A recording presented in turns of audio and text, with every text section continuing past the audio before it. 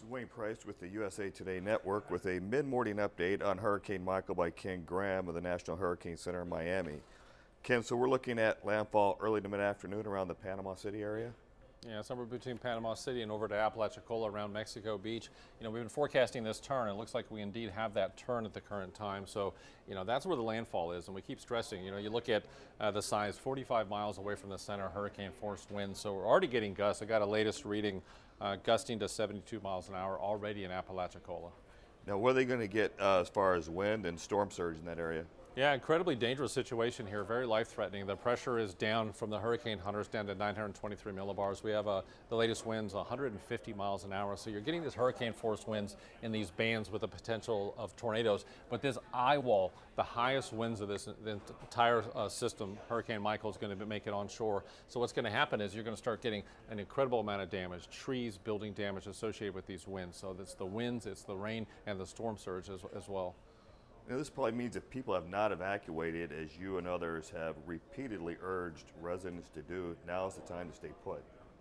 Yeah, you got to be safe at this point. So it's too dangerous to go outside. You know, we talk about you know, really having things wrapped up by the tropical storm force wind's arrival. Now we've got hurricane force, so definitely too dangerous to be outside. So now's the time to protect yourselves. You got the dangers during the storm, but you also have the dangers well after the storm as well. Any advice to people who are close to the water right now, what to do about these storm surges and where do they go or what do they do? And do what it takes to be safe, and in some cases being able to get out of harm's way, but it's a very difficult proposition at the current time because we've already got some readings around Apalachicola, 5 foot already above the ground, so you're already getting water that's too dangerous to be outside. So it's a very tough situation, and that's why we spend so much time you know, getting ready for these storms.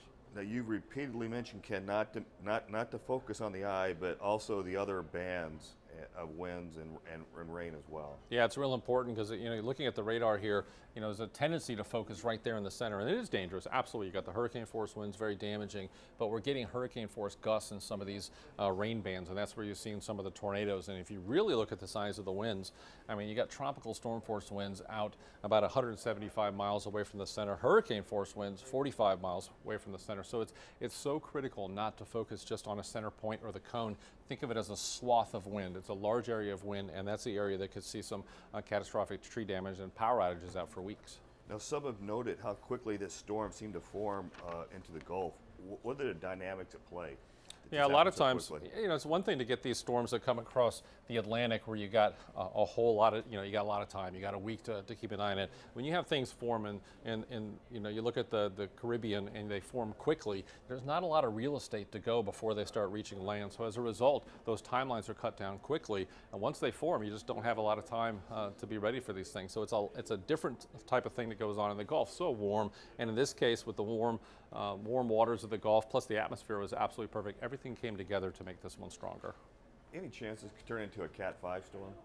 You know, that's really the difference between about only a mile an hour. And if you think about it, the messaging has been the same with the danger of the storm surge. So at this point, it's still going to be catastrophic, whether it does or doesn't. It's a real focus on those impacts. The impacts aren't going to change either way. You're still going to have a catastrophe when it comes to the tree damage and power outages. The storm surge, incredibly dangerous. So that's not going to change as well at this point. I mean, that's just a staggering number. I mean, you're talking about 9 to 14 feet. Tyndall Air Force Base, the Osceola River, that's above ground. And then you're going to have waves on top of that. So either way, you're still going to get an incredible amount of water, and this is without a doubt very life-threatening. Very good, Ken. Thank you. Yep.